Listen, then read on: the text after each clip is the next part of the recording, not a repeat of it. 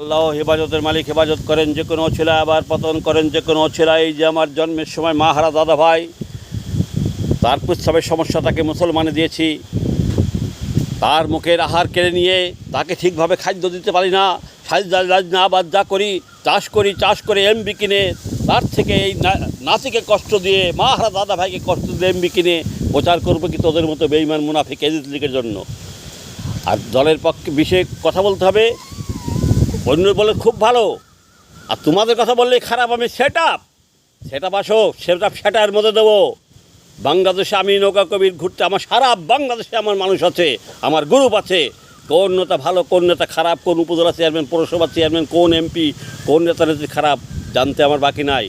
Set up মারা বিদেশে বসে কোটি কোটি টাকা জমিয়ে, হাজার কোটি টাকা নিয়ে বাংলাদেশে আসো। সেট আপ কাকে বলে দেখতেছি।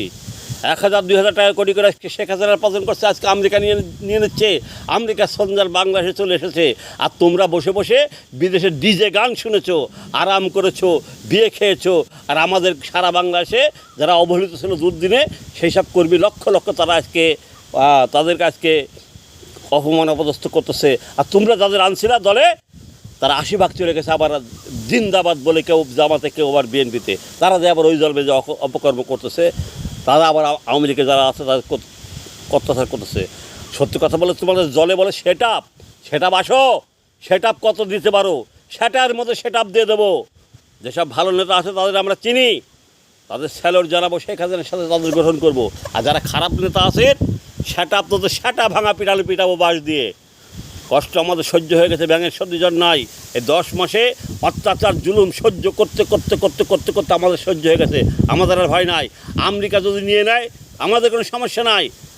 আমরা কি আবাদ করব, আমরা খেটে খাওয়া করবি, আমরা তো স্টেটে খাওয়া করবি না। আর তোর মুনাফেক নেতারা আমরা কর্মী না, আমরা শেখ হাসিনার কর্মী, আমরা বঙ্গবন্ধুর আদর্শ সৈনিক।